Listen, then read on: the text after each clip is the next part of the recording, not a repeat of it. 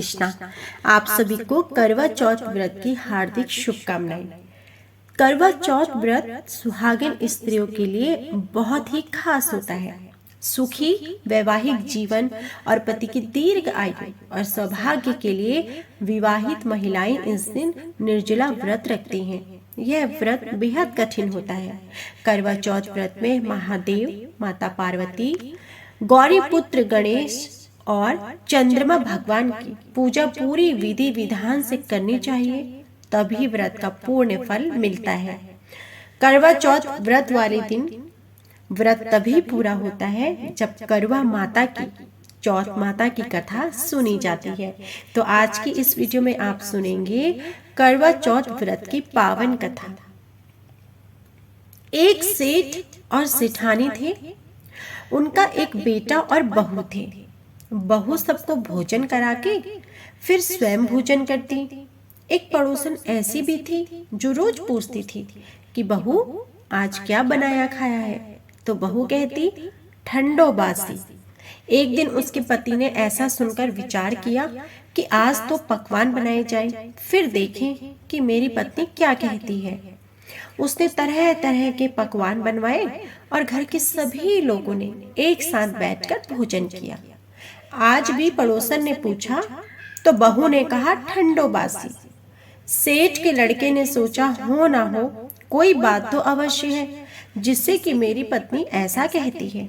उसने पत्नी से पूछा तुम रोज ठंडो बासी खाया ऐसा क्यों कहती हो, जबकि हमने तो सबने एक साथ बैठकर कई तरह के पकवान खाए। तब उसकी पत्नी बोली हमने जो खाया है और खा रहे हैं वह बाप बूढ़ों की कमाई है। जिस दिन आप कमा कर लाओगे उस दिन मैं समझूंगी कि ताजा भोजन कर रहे हैं। अब एक दिन लड़के ने अपनी माँ से कहा मैं एक बड़े शहर में कमाई करने जा रहा हूँ। माँ बोली बेटा अपने पास तो इतना धन है कि खाया नहीं खोटेगा। माँ के मना करने पर भी बेटे ने स्वयं कमाने का दृढ़ निश्चय कर लिया और जाते समय पत्नी से कहा मैं जब तक कमाकर बहुत सा धन लेकर न आऊं तुम चूल्हे की आग मत बुझने देना। एक दिन चूल्हे की आग बुझ गई तो वह मन ही मन घबराने लगी कि कहीं मेरे पति पर कोई संकट तो नहीं आन पड़ा।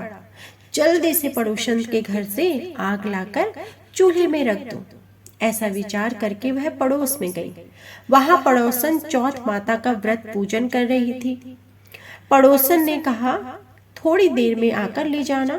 तो बहू ने कहा आप यह व्रत क्यों करती हैं, इससे क्या मिलता है।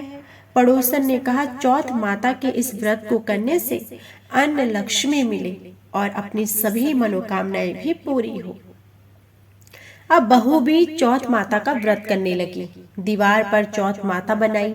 उस दिन घी गुड़ का चूरमा बनाकर रात्रि को चंद्रमा को अर्घ्य देकर भोजन करती। ऐसा करते करते बहुत दिन हो गए।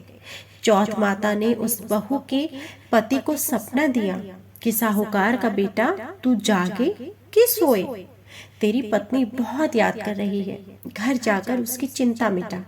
तू दुकान खोलकर कंकु केशर का पगलिया बना के बैठ जाना। आज तेरा हिसाब किताब चुकता हो जाएगा। अब तो चौथ माता ने जैसा कहा था वैसा ही हुआ। उसने घर जाने की तैयारी की और गाड़ी भर के धन दौलत देकर चल दिया। रास्ते में एक बड़ा सा काला नाग फन फैलाए बैठा गया और कहने लगा आज तो मैं तुझे डसूंगा, छोड़ूंगा नहीं। आज तेरी आयु पूरी हो गई है। लड़के ने नाग से कहा कि आज चौथ माता ने मुझे सपना दिया है तो मैं अपनी पत्नी से मिलने घर जा रहा हूँ। वहाँ मेरी पत्नी बहुत चिंता कर रही है। मैं उससे मिलकर जरूर आऊंगा, तब तुम मुझे डस लेना। नाग ने कहा तुम शपथ पूर्वक कहकर जाओ तो मैं तुम्हें जाने दूंगा, परंतु लौट कर नहीं आए तो तुम्हारे घर आकर मैं तुम्हें डस लूंगा। इस प्रकार सर्प को वचन देकर वह अपने घर पहुंचा। वहां सभी हंसी खुशी से मिले और भोजन करने उदास होकर बैठ गए। उसकी पत्नी ने उदास होने का कारण पूछा तो पति ने काले नाग वाली बात बताते हुए कहा यदि मैं उसके पास नहीं जाऊंगा तो वह घर आकर ही मुझे डस लेगा। पत्नी बहुत चतुर थी। उसने कहा कि आप घबराओ नहीं, लेट जाओ, मैं एक उपाय करती हूँ। पत्नी ने कमरे की 7 पेड़ी धोई। पहली पेढ़ी पर रेत, दूसरी पर इत्र, तीसरी पर गुलाल फूल और चौथी पर कंकु केशर, 5वीं पर लड्डू पेड़ा, 6ठी पर गादी गलीचा और 7वीं पेढ़ी पर दूध का कटोरा भरकर रख दिया। इस प्रकार वह 7 ही पेढ़ी सजाकर बैठ गई। आधी रात होते ही नाग आकर पेढ़ी चढ़ने लगा। पहली पेढ़ी पर रेत में लौट गया और कहने लगा कि सेठ की बहू ने आराम तो बहुत दिया, पर वचनों से बनकर आया हूँ, सो डसूंगा अवश्य ही। इस प्रकार 7 पेढ़ियों पर नाग आराम करता हुआ और कहता हुआ कि डसूंगा जरूर। कमरे में जाने ही वाला था कि चौथ माता ने विचार किया कि मैं इसे नहीं बचाऊंगी तो संसार में धर्म कर्म और व्रत पूजन को कौन मानेगा। अब तो गणेश जी, चंद्रमा जी और चौथ माता ने उसे बचाने का विचार किया। चंद्रमा जी ने उजाला किया, चौथ माता ढाल बनी और गणेश जी ने तलवार लेकर नाग को मार दिया और ढाल से ढक दिया।